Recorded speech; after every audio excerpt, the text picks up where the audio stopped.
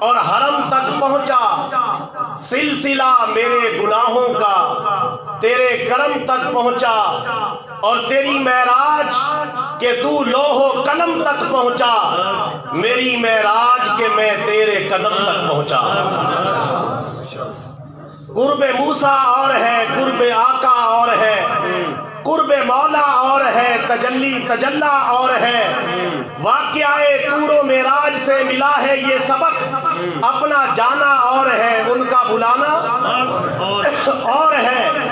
اور عرش سے نور چلا، حرم تک پہنچا، سلسلہ میرے گناہوں کا تیرے کرم تک پہنچا، اور تیری معراج کہ تو لوح و قلم تک پہنچا، میری معراج کہ میں تیرے قدم تک پہنچا۔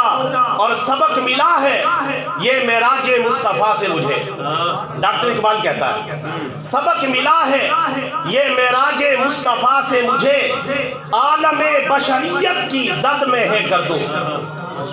اقبال کہتا ہے کہ مجھے معجزہ معراج مصطفیٰ سے یہ سبق ملا ہے کہ پیارے نبی صلی اللہ علیہ وسلم کی پیروی کرتے ہوئے اس کائنات کو مسخر کیا جا سکتا ہے۔ برادران اسلام، ہمارے پیارے نبی صلی اللہ علیہ وسلم کا یہ جو معجزہ ہے اس کے دو حصے ہیں، اسراء والا حصہ اور معراج والا حصہ ہے۔ حصہ ہے اسراء والا جو حصہ ہے جس کو زمینی معراج بھی کہا جاتا ہے، اس کا ذکر پارہ نمبر 15 کی پہلی آیت کے اندر موجود ہے۔ اور واقعہ معراج جو مسجد اقصیٰ سے لے کر مقام کعبہ قوسین تک اور او ادنا تک یہ جو سفر ہے اس کو سفر معراج کہا جاتا ہے۔ اللہ تبارک و تعالیٰ نے قرآن پاک میں زمینی سفر کا بھی ذکر کیا ہے، آسمانی سفر کا بھی ذکر کیا ہے۔ زمینی سفر کا ذکر اللہ تبارک و تعالیٰ نے پارہ نمبر 15 میں اس طرح بیان فرمایا، سبحان الذی اسریٰ بعبدہ لیلا من المسجد الحرام الی المسجد الاقصی الذی بارکنا حولہ لنریہ من آیاتنا انہ هو السمیع البصیر۔ ترجمہ یہ ہے کہ پاک ہے وہ ذات کہ جس نے اپنے بندے کو سیر کروائی رات کے وقت مسجد حرام سے لے کر مسجد اقصیٰ تک، وہ مسجد اقصیٰ جس کے ارد گرد ہم نے برکتیں رکھی ہیں، اور یہ سیر ہم نے اس لیے کروائی تاکہ اپنے محبوب کو اپنی قدرت کی نشانیاں دکھا دیں، اور بے شک وہ سننے والا بھی ہے اور دیکھنے والا بھی ہے۔ یہاں زمینی معراج کا ذکر ہے، اور آسمانوں پہ جو ملاقات ہوئی، آسمانوں پہ جو معراج کروائی گئی اس کا ذکر اللہ تبارک و تعالیٰ نے پارہ نمبر 27 سورہ نجم کی ابتدائی آیات میں فرمایا ہے، وَالنَّجْمِ إِذَا هَوَىٰ مَا ضَلَّ صَاحِبُكُمْ وَمَا غَوَىٰ وَمَا يَنطِقُ عَنِ الْهَوَىٰ إِنْ هُوَ إِلَّا وَحْيٌ يُوحَىٰ عَلَّمَهُ شَدِيدُ الْقُوَىٰ ذُو مِرَّةٍ فَاسْتَوَىٰ وَهُوَ بِالْأُفُقِ الْأَعْلَىٰ ثُمَّ دَنَا فَتَدَلَّىٰ فَكَانَ قَابَ قَوْسَيْنِ أَوْ أَدْنَىٰ فَأَوْحَىٰ إِلَىٰ عَبْدِهِ مَا أَوْحَىٰ مَا كَذَبَ الْفُؤَادُ مَا رَأَىٰ أَفَتُمَارُونَهُ عَلَىٰ مَا يَرَىٰ وَلَقَدْ رَآهُ نَزْلَةً أُخْرَىٰ عِندَ سِدْرَةِ الْمُنتَهَىٰ إِذْ يَغْشَى السِّدْرَةَ مَا يَغْشَىٰ مَا زَاغَ الْبَصَرُ وَمَا طَغَىٰ لَقَدْ رَآ مِنْ آيَاتِ رَبِّهِ الْكُبْرَىٰ۔ ان آیات میں اللہ تبارک و تعالیٰ نے آسمانی معراج کا ذکر کیا ہے۔ خود بھی قرآن پاک کھول کے پیارے نبی صلی اللہ علیہ وسلم کے اس سفر معراج کا مطالعہ کریں، انشاءاللہ ایمان تازہ ہو جائے گا۔ اور پیارے نبی صلی اللہ علیہ وسلم نے اسی رات مسجد اقصیٰ کے اندر سارے نبیوں کی امامت کروائی، سارے نبی مقتدی بن کے پیچھے کھڑے ہیں، آمینہ کا لال مقتدی اور امام بن کے آگے کھڑا ہے۔ نام نبیوں کے بے شک بڑے ہیں، عظمتوں کے نگینے جڑے ہیں، مقتدی بن کے پیچھے کھڑے ہیں وہ جو پہلے سے آئے ہوئے ہیں۔ اور اس معراج کے اندر پیارے آقا صلی اللہ علیہ وسلم نے خانہ کعبہ سے لے کر مسجد اقصیٰ تک کا سفر کیا، آنن فانن، آنکھ جھپکنے میں، اور پھر وہاں سے پہلے آسمان کی طرف، دوسرے، تیسرے، چوتھے، پانچویں، چھٹے، ساتویں آسمان کی طرف، اور پھر لامکان کی طرف سفر کیا، پھر اللہ تعالیٰ سے ملاقات کی اور اللہ تعالیٰ کے دیدار کا شرف حاصل کیا۔ سفر معراج کا سب سے اعلیٰ جو سلسلہ ہے، سب سے اہم ترین بات جو ہے الہی عز و جل ہے۔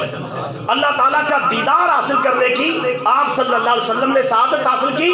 کائنات میں سر کی آنکھوں سے اللہ تعالیٰ کا دیدار سوائے آمینہ کے لال کے کسی اور نے نہیں کیا۔ یہ آقا علیہ السلام کا واقعہ معراج بھی ایک عظیم معجزہ ہے، اور اللہ تعالیٰ کا دیدار کرنا بھی ایک عظیم الشان معجزہ ہے۔ برادران اسلام، جب یہ سفر شروع ہوا مسجد حرام سے لے کر مسجد اقصیٰ تک، اور پھر وہاں سے یہاں تک جو سفر ہوا وہ جو ہے براق کے ذریعے ہوا، اور پھر وہاں سے آگے سیڑھی کا بھی استعمال کیا گیا جو نورانی سیڑھی ہے، اللہ ہی جانتا ہے اس کی شان اور اس کا مقام کیا ہے۔ پھر آپ صلی اللہ علیہ وسلم نے مسجد اقصیٰ سے پہلے آسمان کی طرف پرواز کی۔ پہلے آسمان پر حضرت جبریل علیہ السلام بھی آپ کی معیت میں ہے، اور بہت سارے فرشتے پہلے آسمان پر آپ کا استقبال کرنے کے لیے موجود ہے۔ آپ جس آسمان پر جاتے ہیں آپ کا شاندار استقبال کیا جاتا ہے، شاندار پروٹوکول دیا جاتا ہے، اور ایسا پروٹوکول دیا جاتا ہے جو کائنات میں آج تک کسی کو نہیں ملا اور نہ مل سکتا ہے۔ پہلے آسمان پر، دوسرے پر، تیسرے پر، چوتھے پر، پانچویں پر، چھٹے پر، ساتویں پر آپ کا شاندار استقبال کیا گیا۔ فرشتوں کے جھرمٹ میں آپ کا استقبال کیا گیا، نبیوں کی قیادت میں آپ کا استقبال کیا گیا۔ ایسا عظیم استقبال کائنات میں کسی نے نہیں دیکھا جس طرح کا استقبال اللہ تبارک و تعالیٰ نے معراج کی رات اپنے پیارے محبوب صلی اللہ علیہ وسلم کو عطا فرمایا۔ پہلے آسمان پر دروازہ کھلوایا گیا تو سب سے پہلے حضرت آدم علیہ السلام سے ملاقات ہوئی۔ پہلے آسمان پہ کس نبی سے ملاقات ہوئی؟ حضرت آدم علیہ السلام سے ملاقات ہوئی۔ دوسرے آسمان پر حضرت یحییٰ علیہ السلام اور حضرت عیسیٰ علیہ السلام سے ملاقات ہوئی۔ چونکہ ان کا دور تقریباً ملتا جلتا ہے، قریب قریب ہے، دونوں خالہ زاد آپس میں رشتے میں بھائی ہیں، تو ان دونوں کے ذریعے دوسرے آسمان پر آمینہ کے لال کا استقبال کروایا گیا۔ تیسرے آسمان پر حضرت یوسف علیہ السلام استقبال کے لیے موجود ہے، مسلم شریف کی حدیث میں ساری تفاصیل موجود ہے۔ چوتھے آسمان پر حضرت ادریس علیہ السلام نے آپ کا استقبال کیا۔ پانچویں آسمان پر حضرت ہارون علیہ السلام نے آپ کا استقبال کیا۔ چھٹے آسمان پر حضرت موسیٰ علیہ السلام نے آپ کا استقبال کیا، اور ساتویں آسمان پر حضرت ابراہیم علیہ السلام نے آپ کا استقبال کیا۔ سارے نبی آپ کا استقبال کرتے گئے اور آمینہ کے لال آگے بڑھتے گئے، اور سارے نبی مرحبا کہہ کے، پیارا بیٹا، پیارا بھائی کہہ کے آپ سے جو ہے ملاقات کرتے رہے، اور آپ اس سفر میں آگے بڑھتے رہے، حتیٰ کہ اس مقام تک پہنچ گئے کہ جہاں نہ کوئی مقرب فرشتہ پہنچ سکا، نہ کوئی مقرب نبی اور رسول پہنچ سکا۔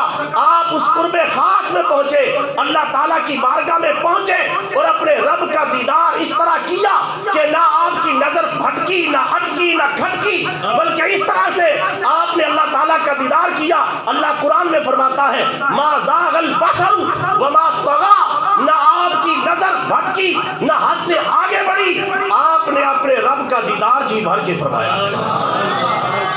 میرے بھائیوں، آقا علیہ السلام کو دیدار الہی عز و جل کی سعادت نصیب ہوئی۔ دعا کریں اللہ تبارک و تعالیٰ مرنے کے بعد ہمیں اپنے حبیب کا صدقہ جنت کا داخلہ عطا کرے، اور جنت میں جانے کے بعد ہمیں بھی دیدار خود سے نوازے، اور اللہ تعالیٰ اپنے دیدار سے ہمیں بھی فیضیاب اور مشرف بنا دے۔ یہ پیارے حبیب صلی اللہ علیہ وسلم کے صدقے میں ہی ممکن ہے۔ دنیا کے اندر اللہ تعالیٰ کا دیدار ممکن نہیں۔ رسول پاک صلی اللہ علیہ وسلم نے جو دیدار کیا وہ بھی آسمانوں پر جا کے کیا ہے، کیونکہ اللہ تبارک و تعالیٰ کی ذات بڑی ہے، ہماری نظریں چھوٹی ہیں۔ جب حضرت موسیٰ علیہ السلام کی نظر اللہ تعالیٰ کے دیدار کا تحمل نہیں کر سکی، تو پھر عام انسان کی نظر کیسے اس کا دنیا میں تحمل کر سکتی ہے؟ کیونکہ اللہ قرآن میں فرماتا ہے لا تدرکہ الابصار وہو یدرک الابصار وہو اللطیف الخبیر۔ اللہ تبارک و تعالیٰ کو آنکھیں نہیں گھیر سکتی، وہ آنکھوں کو گھیر لیتا ہے، کیونکہ وہ بڑا ہی باریک بین اور بڑا ہی باخبر ہے۔ لیکن انشاءاللہ جب جنت میں جائیں گے تو مسلمانوں کو بھی اللہ تعالیٰ کا دیدار نصیب ہو جائے گا۔ بس یہ دعا مانگتے رہا کریں، اللہ تعالیٰ اپنے حبیب کا جنت میں پڑوس بھی عطا کر دے اور اپنا دیدار بھی عطا فرما دے۔ برادران اسلام، آقا علیہ السلام پھر سیر کے لیے تشریف لے گئے. پھر آپ نے جنت کا مشاہدہ کیا، دوزخ کا مشاہدہ کیا، مختلف قسم کے احوال کا مشاہدہ آپ نے کیا، مختلف قسم کے تحفے تحائف آپ صلی اللہ علیہ وسلم کو دیے گئے. اور معراج کی رات جو آپ نے مشاہدات کیے اس میں کچھ ایسے مشاہدات بھی تھے جن کے حوالے سے ہمیں خبردار ہونے کی ضرورت ہے. حدیث مبارکہ بڑی تفاصیل سے موجود ہے لیکن میں مختصر عرض کرتا ہوں. جب آپ نے دوزخ کا مشاہدہ کیا اس میں کئی لوگوں کو دیکھا کہ وہ عذاب میں گرفتار ہیں. رسول پاک نے ہمیں آ کے خبر دی تاکہ ہم وہ برے کام نہ کریں اور کسی قسم کے عذاب الہی میں مبتلا نہ ہو. مثال کے طور پہ آقا علیہ السلام نے دیکھا غیبت کرنے والوں کو جہنم میں عذاب ہو رہا ہے. ایک جگہ پر دیکھا کہ زنا کرنے والوں کو عذاب ہو رہا ہے. ایک جگہ دیکھا یتیموں کا مال کھانے والوں کو عذاب ہو رہا ہے. ایک جگہ دیکھا کہ سود کھانے والوں کو عذاب ہو رہا ہے. ایک جگہ پر دیکھا ایسی عورتیں جو اپنے شوہر کے ساتھ خیانت کرتی ہے، بددیانتی کرتی ہے، ان کو عذاب ہو رہا ہے. ایک اور جگہ پر دیکھا بے عمل وائز خطیبوں اور ایسے لوگوں کو جو ہے عذاب ہو رہا ہے جو اپنی زبان سے کہتے کچھ ہیں اور کرتے کچھ ہیں. ایسے وائز اور خطیبوں اور مقرروں کو عذاب ہو رہا ہے. رسول پاک نے ان سب کے مشاہدے فرمائے اور اپنی امت کو آ کے بتا دیا تاکہ امت یہ گناہ نہ کرے. اللہ تعالیٰ ان تمام گناہوں سے ہمیں بچنے کی توفیق عطا فرمائے. معراج کی رات آقا علیہ السلام کو بے شمار تحفے تحائف دیے گئے لیکن مرکزی طور پہ 3 تحفے دیے گئے. نمبر 1 تحفہ یہ دیا گیا معراج کی رات، سورۃ البقرہ کی جو آخری آیتیں ہیں یہ معراج کی رات کا تحفہ ہے. نمبر 2 رسول پاک کو یہ تحفہ دیا گیا، اے پیارے حبیب اگر آپ کی امت گناہ کرے گی تو 1 گناہ لکھا جائے گا اور اگر اس کی بھی توبہ کر لے گی وہ بھی معاف کر دیا جائے گا. اور آپ کی امت اگر نیکی کرے گی، نیکی کا صرف ارادہ کرے گی تو نیکی لکھ لی جائے گی. گناہ جب تک کرے گی نہیں گناہ نہیں لکھا جائے گا. گناہ کا ارادہ کرنے پر گناہ نہیں لکھا جائے گا. گناہ کر لیا تو 1 گناہ لکھا جائے گا، اگر اس پر بھی توبہ کر لی وہ بھی معاف کر دیا جائے گا. جبکہ نیکی کا ارادہ کرنے پر نیکی لکھ لی جائے گی. مثلا ارادہ کیا رات کو سوتے وقت کہ میں تہجد پڑھوں گا انشاءاللہ اٹھ کے، لیکن نہیں پڑھ سکا تو تہجد کا ثواب نامہ اعمال میں لکھ دیا جائے گا. نیکی کا ارادہ کرنے پر ثواب لکھ دیا جائے گا اور اگر نیکی کر لی تو نیکی کا 10 گنا سے لے کر 700 گنا تک اجر و ثواب اس کے نامہ اعمال میں لکھ دیا جائے گا.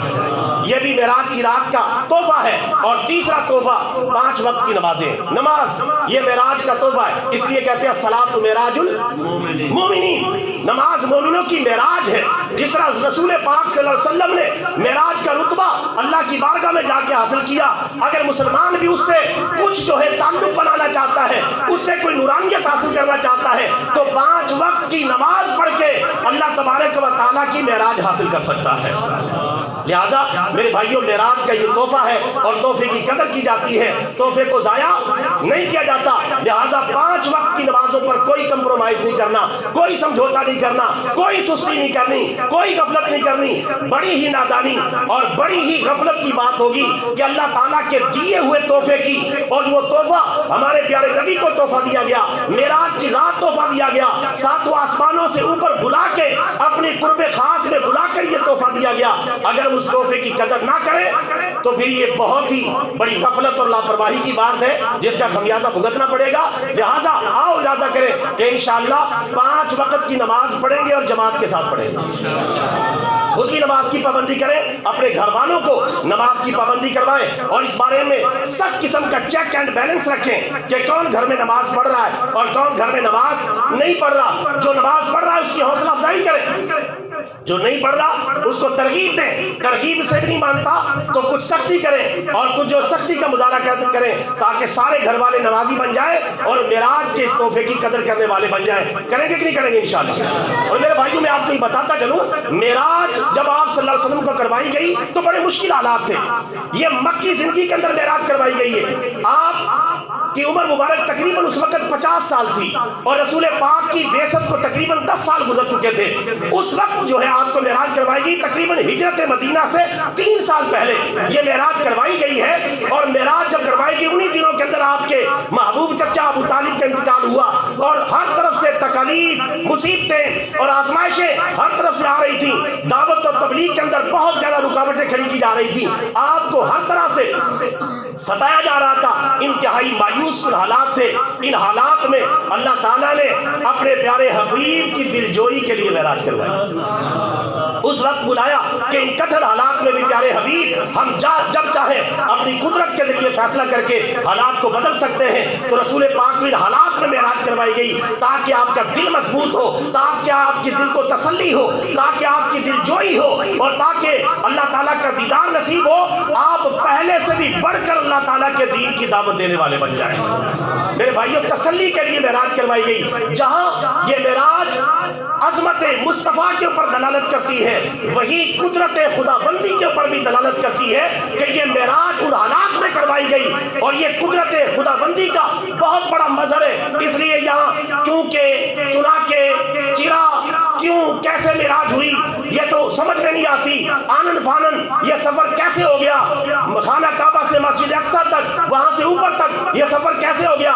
یہ چند جو ہے لمحات کے اندر یہ کیسے سفر ممکن ہو گیا؟ عقل نہیں مانتی. آسمان پہ دروازے موجود نہیں. ان باتوں کی ضرورت باقی نہیں رہتی جب اللہ تعالیٰ نے یہ اعلان کر دیا ہے پاک ہے وہ ذات جس نے سیر کروائی ہے. ہر بے کسی سے پاک ہے، ہر بے بسی سے پاک ہے، اور ہر بے طاقتی سے پاک ہے وہ ذات. ہر عیب سے، ہر نقص سے وہ ذات پاک ہے جس نے سیر کروائی ہے. اور سائنس یہاں کیا اپنا دماغ لڑائے گی؟ سائنس کی تو یہ حالت ہے کہ پھیلائے ہوئے گوشائے دامان تجسس، پھیلائے ہوئے گوشائے دامان تجسس سائنس میرے محمد کا پتہ ڈھونڈ رہی ہے. یہ سائنس تو میرے بھائیو اسلام کی چھوٹی سی لوڈی ہے، اور چھوٹی سی جو ایک نوکرانی ہے سائنس. تو سائنس ایک اسلام کا شعبہ چھوٹا سا. اسلام تو ایک عالمگیر مذہب ہے، سمندر کی طرح ہے. سائنس اس میں سے قطرہ ہے، سمندر کا جو ایک قطرہ ہے اسلام کے ایک چھوٹا سا جز ہے اور چھوٹا سا حصہ ہے.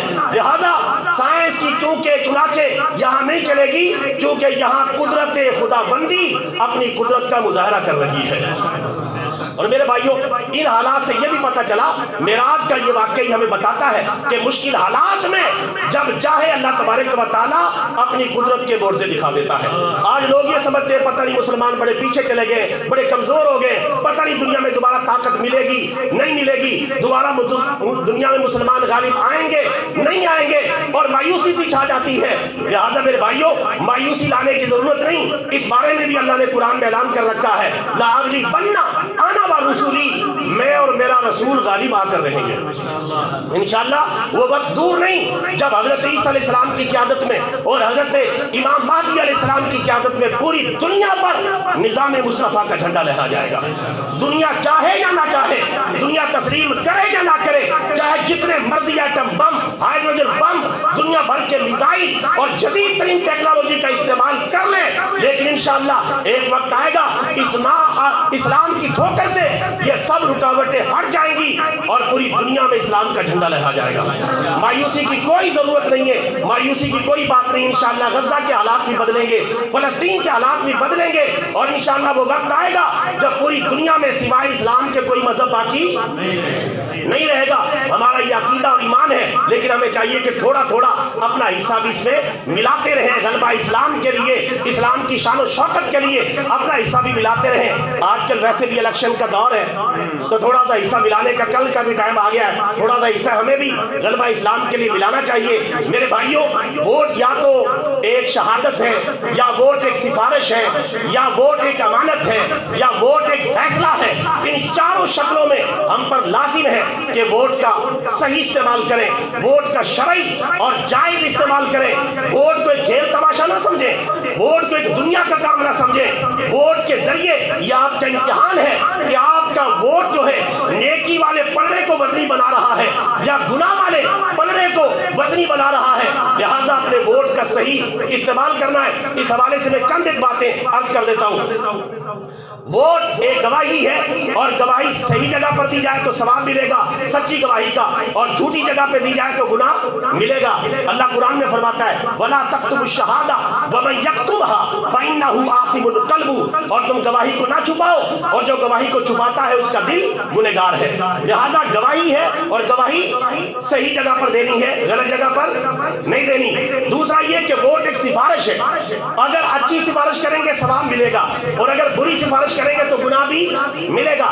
जैसा कि अल्लाह ताला पारा नंबर 5 में फरमाता है, मन यशफा शफाअतन हसनतन यकुल्लाहु नसीबुम मिनहा व मन यशफा शफाअतन सय्यतन यकुल्लाहु किफलुम मिनहा।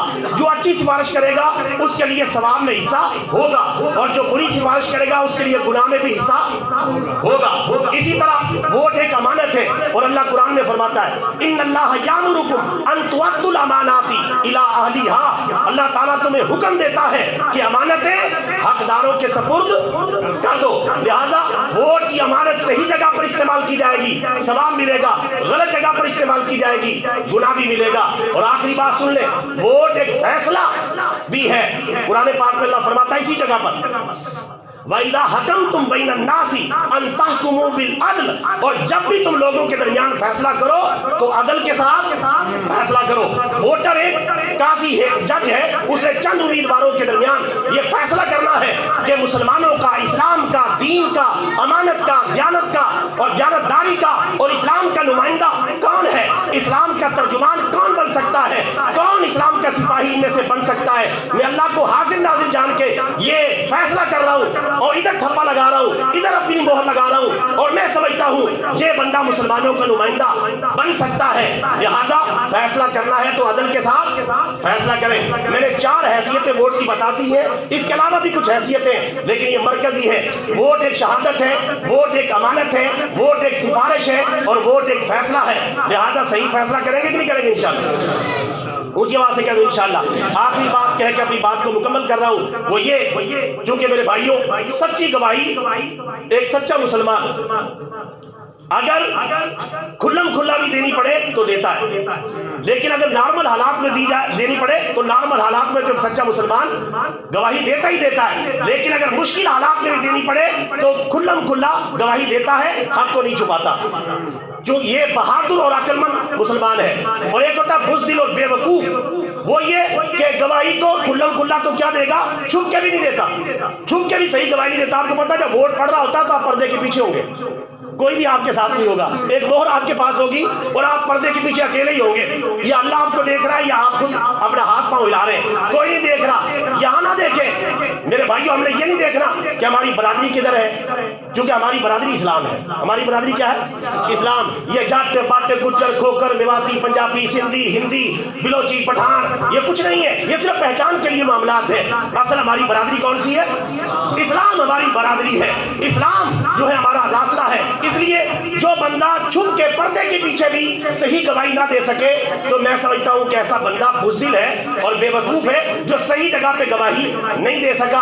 बस यही मैं पैगाम दूंगा, आपका वोट इस्लाम के लिए होना चाहिए। किसके लिए? इस्लाम के लिए आपका वोट होना चाहिए। इस्लाम के अलावा किसी और मकसद के लिए आपका वोट नहीं होना चाहिए। तो लिहाजा अब आपको खुद ही समझना चाहिए। मैं कोई कान पकड़ के तो आपसे नहीं कहूंगा आप यहाँ ठप्पा लगा दे, अब इतना मैं आपको काफी करीब करके ले आया हूँ। मजीद आप कहते हैं तो थोड़ा सा और करीब कर देता हूँ कि ना बल्लों की न शेरों की न तीरों की जरूरत है, वतन को अब मोहम्मद के फकीरों की जरूरत है। और अल्फाज के पर्दे में मैं जिनसे मुखातब हूँ वो जान गए होंगे, मैं नाम नहीं लूंगा। अल्लाह ताला हमें अमल करने की तौफीक अता फरमाए। व आखिरु दावा या अनिल हम्दुलिल्लाहि रब्बिल आलमीन।